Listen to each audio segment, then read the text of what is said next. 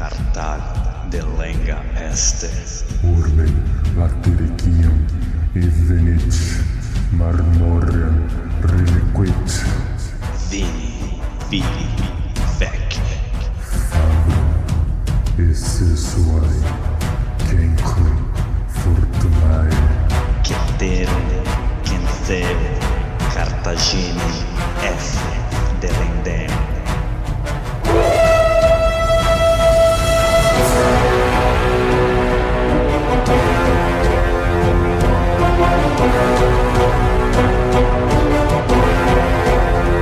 Alô amigos, alô galera, estamos de volta para o 134º episódio do podcast Roma Nua e Crua. Quem vos fala é Bruno Prandi, seu apresentador, e no backstage, ele, o patriota Douglas De Brito. Eu sou o Douglas, você não é o Douglas. Mural de recados, Roma nua e crua.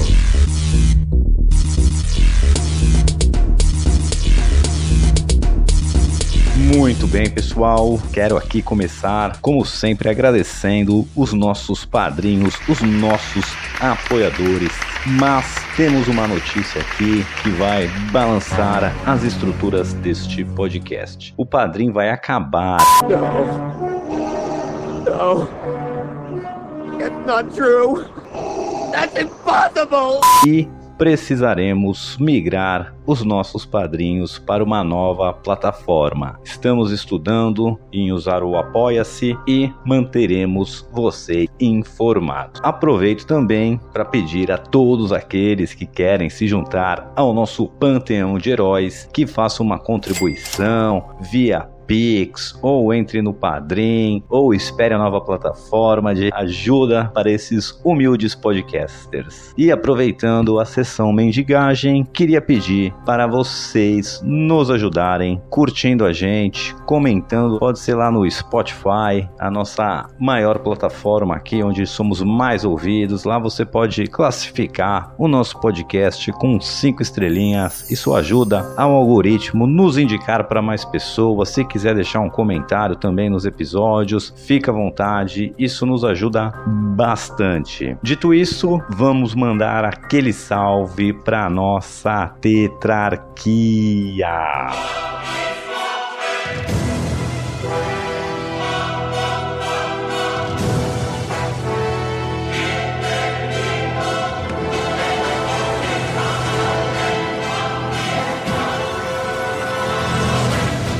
Imperator Maximus Nicolas Prandi. Os nossos Césares Lucas Prandi, César Atual e Mônica Única.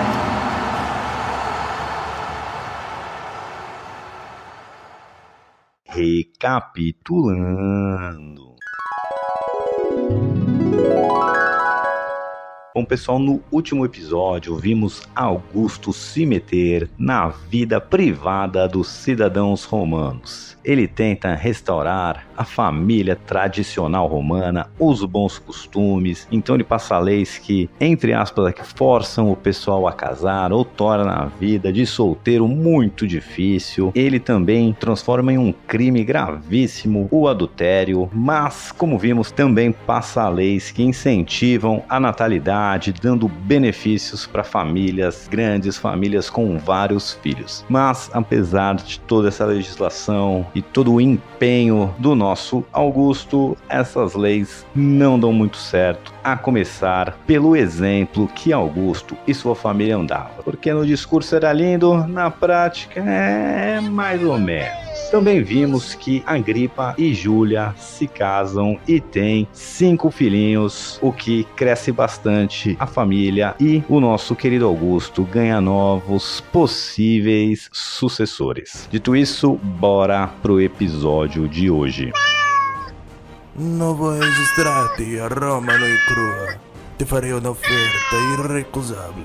Muito bem, pessoal, quero continuar aqui no princípio, no comecinho desse episódio, ainda abordando o tema de família. Como a gente viu, né, a Agripa e a Júlia, filha do Augusto, tiveram 5 filhos. A primeira foi uma menina, o segundo e o terceiro 2 meninos. E o nosso Augusto, que só tinha uma filha, a Júlia, cresce o olho nesses moleques, porque, como já vimos, ele está bem preocupado com a sua sucessão. E o que ele faz então? Ele adota Caio e Lúcio como seus filhos e os traz para viver com ele desde a infância. Eu imagino que a Júlia não tenha ficado muito feliz com essa atitude do pai dela, né? Não sei como a Agripa reagiu, não temos os registros, mas eu entendo que nenhum pai ou mãe gostaria de ver seus filhos pequenos tirados de você pelo avô. Mas veremos as consequências disso um pouco mais para frente. Mas importante que Caio e Lúcio são trazidos para a casa de Augusto, vão ser criados como seus filhos, mais que isso, são adotados como seus filhos, e Augusto começa então o longo processo de prepará-los para a vida pública. Eles ainda são garotinhos,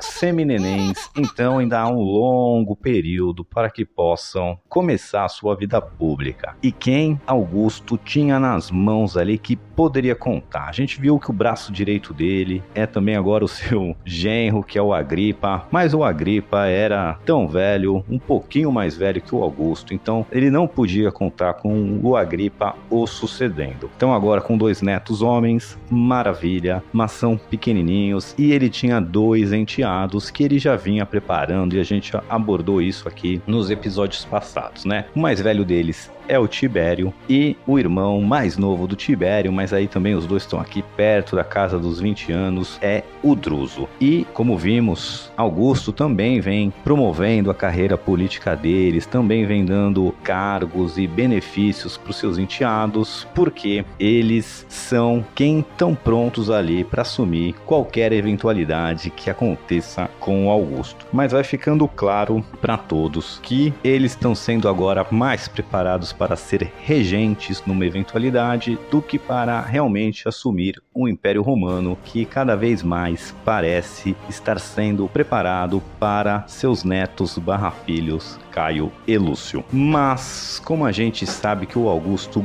curte família tradicional e quer deixar ali todo o seu círculo de poder preso nessa família linda, ele também vai casar o Tibério com a Vessônia, a filha do primeiro casamento de Agripa, e Druso vai casar com Antônia, filho da Otávia, irmã do Augusto, com... Surprise, surprise, o Marco Antônio. É o quê? Então, se a gente lembrar lá na época do segundo triunvirato, quando tem uma primeira animosidade entre Otaviano, né, o nosso Augusto, e o Marco Antônio na época, eles selam a paz com um casamento entre Otávia e Marco Antônio. Eles tiveram uma filha, Antônia, e agora está casando com um Druso, enteado do nosso Augusto.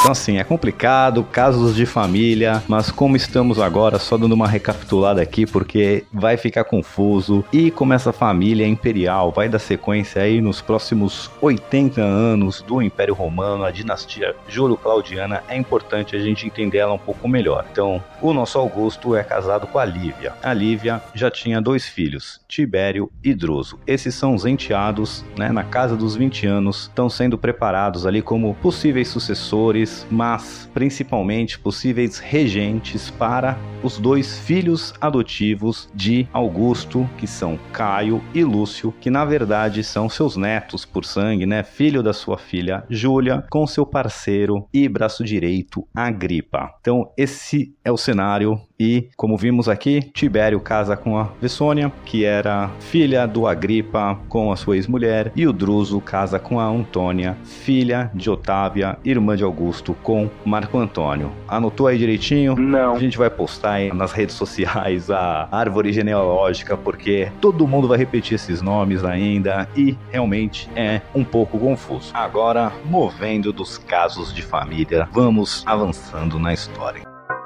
Quem é este podcaster? É o Bruno Brandi! Bruno Prandi. Então, o que a gente viu aqui, né, desde o fim da Quarta Guerra Civil, é o Otaviano, né, o nosso Augusto, consolidando o poder, e mais do que isso, ele reformando o Estado romano, tanto em questões legais, né, reformando leis, constituição, promulgando novas leis, mas também reformando fisicamente a estrutura do Império, reformando as ruas, construindo portos, construindo novas rodovias, aquedutos, novos teatros, novos banhos. Então, assim, ele estava realmente num projeto de transformar o Império Romano no centro do mundo civilizado. E ele trouxe consigo, né, várias ideias aí radicais, desde reestabelecer uma monarquia hereditária, mas aqui é bem entre aspas, porque teoricamente ele está restaurando a república, então não é promulgando ali uma nova monarquia hereditária, mas é isso na prática que ele está fazendo. Ele reforma as leis de como as províncias devem ser governadas, ele reforma a máquina estatal romana, né, promovendo ali, como posso dizer, um serviço público efetivo, permanente ali, constituído por ex-escravos e por escravos, mas assim um serviço, uma burocracia que vai tocar o Estado romano. E ele foi transformando a República Romana no Império, mas numa máquina muito mais autossustentável e muito mais, como eu posso descrever aqui, uma máquina capaz de resistir a impropérios do tempo e de lideranças completamente estabanadas, vou chamar assim, que virão pela frente. A very special congratulations to Javier Milei on a great race for President of Argentina. Vai ser, essas reformas que o Augusto passou e vem passando vão ser muito importantes para manter o Império Romano de pé quando a gente tiver lideranças como Nero, Calígula e outras tantas terríveis lideranças que teremos, né? A gente viu também que ele reformou a questão do exército, principalmente a guarda pretoriana, que já abordamos aqui, mas de todas as ideias radicais do Augusto, talvez a mais radical de todas é que ele não via que o Império Romano deveria expandir-se infinitamente. Deus me defenderai. Ele achava que o Império Romano já atingiu quase que a sua plenitude, que ele já era grande o suficiente e que ele deveria parar com essa expansão. Não é agora que só vai acontecer, né? Ele ainda acha que precisa ali tapar uns buracos, mas ele agora, pensando estrategicamente e ali observando como está o seu império, ele percebe ali que, por exemplo, a fronteira sul que ele tem, né, é o deserto do Saara, ali abaixo das províncias da África, então tem uma barreira natural ali bem tranquila e fica fácil de ser defendida a fronteira sul. Na fronteira oeste, né, ali pro final, a gente tem Portugal, a Espanha, que foram de novo pacificadas, de novo estão sob controle romano, e para lá, depois deles, tem o Oceano Atlântico também, que é uma bela barreira natural. Para o leste, ele acabou de fazer um acordo de paz com o Império Parta, com um povo civilizado, então ele tem ali também uma segurança na sua fronteira leste, na sua fronteira sul e na sua fronteira oeste. Porém, havia um probleminha, o norte. Ali, o nordeste do Império Romano, em cima do que é hoje, né, a Turquia ou algo assim, a gente ainda tinha muitos povos bárbaros ali, que vira e mexe tentavam invadir as províncias romanas, o que seria hoje regiões como Hungria, Bulgária, etc. Então, ali ainda era perigoso. E vindo mais pro norte mesmo, ali um pouco mais pro nordeste, a gente ainda tinha as terras da Germânia, né? Em cima dele tinha a Gália, bem em cima da Itália ali, depois da Gália, né? Também temos o Mar do Norte ali, o estreito ali antes da Inglaterra, mas a fronteira ali mais problemática seria a fronteira nordeste, do que seria da Turquia até a Germânia, e era isso que ele queria resolver. O que ele esperava era fechar esses gaps e levar as fronteiras romanas para barreiras naturais onde fossem facilmente defendidas. Então ali mais pro leste, mais pro nordeste mesmo, a ideia era expandir os domínios romanos até o rio Danúbio. E mais para os lados ali da Germânia, a ideia era expandir as suas fronteiras até o rio Elba. O rio Elba, ele corta ali parte ali do que seria a Áustria, começa mais ou menos ali também, Áustria, República Tcheca, e ele vai descarregar lá no Mar do Norte. Não seria incorporar toda a região que seria a Germânia, mas ir até o rio Elba, que faria uma fronteira ali até o Mar do Norte, e ele teria barreiras naturais fáceis de serem defendidas por todo o seu império, fechando esses gaps, expandindo mais um pouco, né? E tanto ali bem para o leste quanto ao norte de Roma, e assim, quem sabe, ter um império duradouro que poderia viver milhares de anos. Facciamo snobis ingresso in Bruno Prandi Podcast Roma nui crua. Bom, mas antes do nosso Augusto sair em novas campanhas aí de conquista, ele ainda tinha alguns problemas mais perto de Roma para consolidar. E onde era este problema exatamente? Eram ali na região dos Alpes, que divide a Itália com a Alemanha, França hoje, né? Os Alpes suíços, esses Alpes aí, essa região alpina como um todo. Nos Alpes mesmo, haviam várias tribos por ali, muitas delas aliadas de Roma, outras não, mas vira e mexe havia revoltas, vira e mexe havia alguns problemas ali, e isso era uma mácula ali para a República / Império Romano, que já controlava tantas regiões, ainda ter tribos alpinas que não fossem completamente fiéis ou completamente subservientes a Roma. Então, antes de sair conquistando novos territórios, o Augusto resolveu, de uma vez por todas, acabar com este problema alpino. Fala-me, Nossa Senhora! Mas, outro ponto aqui que eu gostaria de tocar é que o Augusto sabia que o maior perigo para o seu poder, para o seu regime, seria um general ambicioso, como seu tio avô Júlio César foi, né? Tivesse aí vitórias espetaculares no campo de batalha e tivesse fama e prestígio o suficiente para desafiá-lo. Então, ele sempre colocou pessoas de muita confiança para assumir o controle militar dessas campanhas. Como vimos aí ao longo das guerras civis, desde que Augusto ascende ao poder ali, o Agripa era o seu braço direito e quem ele poderia confiar que nunca se voltaria contra ele, mas o Agripa está envelhecendo e ele tem que preparar a nova geração. Então quem ele põe em comando geral para essas campanhas ali nos Alpes? Não sei. Bom, ele vai colocar os seus enteados Tibério e Druso. Apesar dele estar na casa dos 20 e poucos anos, estarem começando ainda a vida adulta, o nosso Augusto, por confiar neles e por desconfiança dos outros, deixa os dois no comando. Para surpresa de todos, eles se provam líderes militares muito bem-sucedidos e muito bons. Legal! Bem louco! Mas Roma, como qualquer país ou qualquer império civilizado, não sai por aí declarando guerra só por declarar guerra, só por interesses expansionistas, não. Eles só lutavam causas justas e isso quer dizer que eles sempre precisavam, na prática, né, arrumar um pretexto. Lembra das armas de destruição em massa no Iraque? Essas coisas é mais ou menos o mesmo modus operandi. Indeed, the facts and Iraq's behavior show that Saddam Hussein and his regime are concealing their efforts to produce more weapons of mass destruction. None of this should come as a surprise to any of us. Então, para poder começar a sua campanha aí expansionista e de consolidação do poder nos Alpes, ele arruma uma desculpa que algumas tribos maltrataram mercadores romanos lá e por isso ele tem que ir lá e pacificar a região. Lembrando aqui, pessoal, que apesar dele sair consolidando primeiramente o poder nos Alpes ali, a extensão dele era expandir essas fronteiras até o rio Elba, como eu deixei claro. Então, a primeira parada ali expansionista nos Alpes vai ser a província da Rétia. Essa região constitui mais ou menos o que é hoje a Suíça e alguns pedaços da Áustria ali. E, como eu disse, a desculpa inicial foi que estavam tratando mal mercadores romanos que passavam pela região.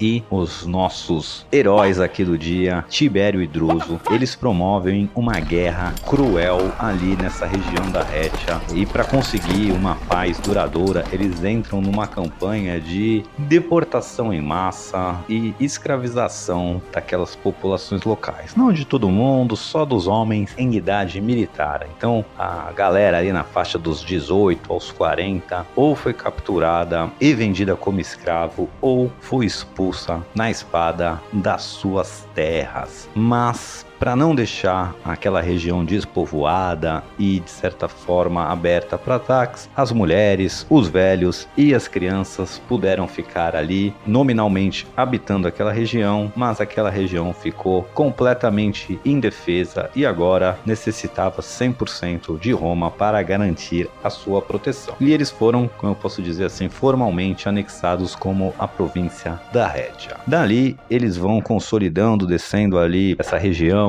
em direção mais aos Balcãs ali, e a segunda parada vai ser o que veio a ficar conhecido como a província de Nórica. Esse aí seria a região de hoje mais ou menos, que seria o resto da Áustria, tá? E essa região aí, esses povos, essas tribos, elas são amigas de Roma há longas datas. Inclusive, lá por volta de 70 a.C., eles auxiliaram o JC durante a Segunda Guerra Civil Romana contra os Optimates. Essa província basicamente nem teve guerra, porque assim, eles já eram, como posso dizer, aliados romanos de longa data. Então, o que aconteceu mais ou menos é, o Augusto mandou ali um governador, um procônsul para aquela região, mandou tropas ali ocupar espaços estratégicos e meio que não teve nenhuma reação militar ali da província em grande escala. Eles mais ou menos aceitaram seu destino, eles já se viam como parte ali da esfera de influência romana e foi mais uma formalização dessa região como província do que qualquer coisa a mais. Porém, continuando a descida ali agora para as regiões da Panônia, ali o bicho pegou um pouco mais, tá? Essas regiões da Panônia ali, elas são divididas em duas províncias, aí elas vão pegar em territórios que são hoje aí vários países, como regiões da Hungria, da Croácia, da Sérvia, da Eslovênia, da Eslováquia, e as tribos que habitavam essa região da Panônia ali eram tribos ferocíssimas, de bravíssimos guerreiros e com uma mentalidade completamente independente. Porém, eles eram tão independentes que isso acaba sendo um problema para eles, porque as tribos ali da região não se ajudavam entre si. Haviam séculos de guerras internas ali, nenhuma tribo confiava na outra, e os romanos, como ninguém, sabiam usar a estratégia de dividir e conquistar. Então assim, ali o bicho pegou, a guerra foi brutal,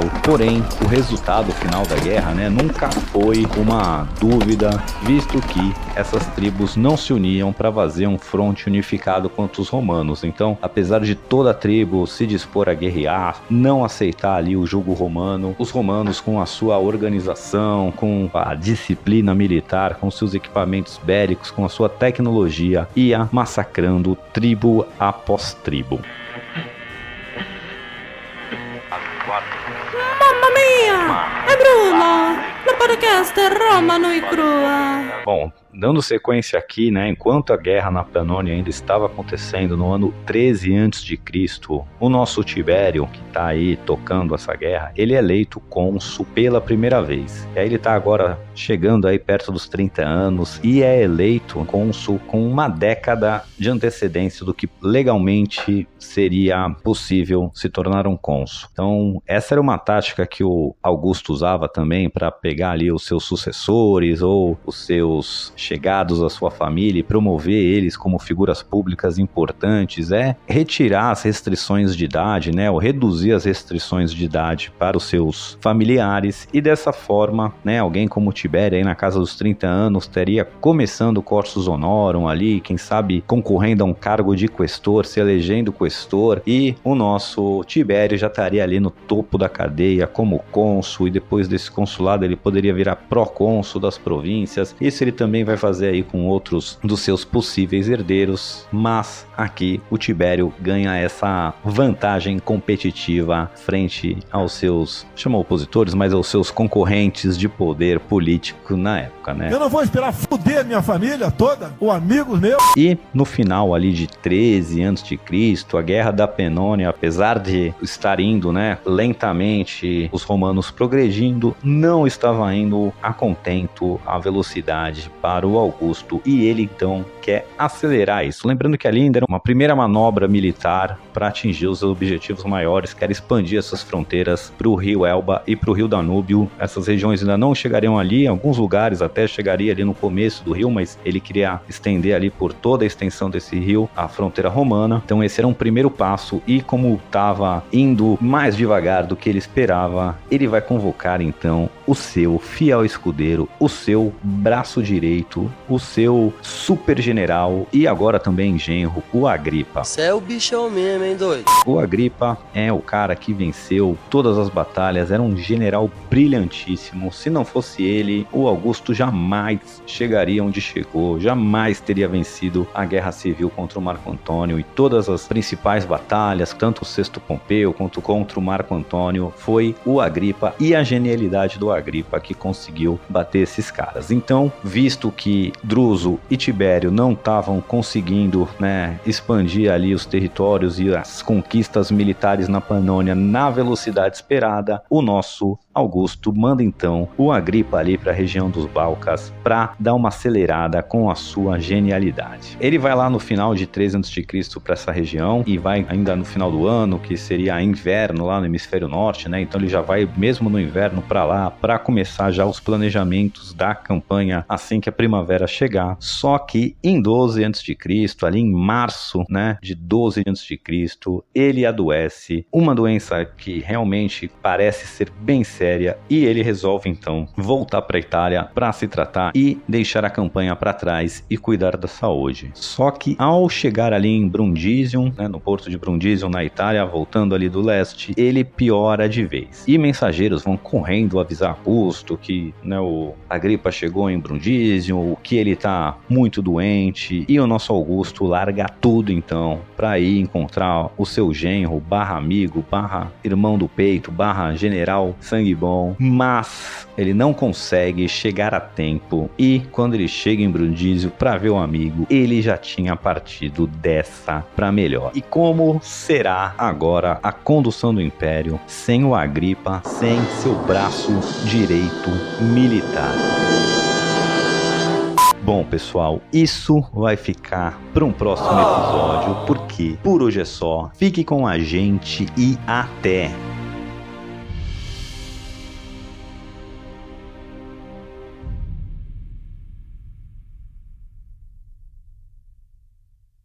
Alô amigos, alô galera, só lembrando que ainda tá muito fácil de participar do nosso seleto grupo de apoiadores carinhosamente apelidados de Tetrarquia.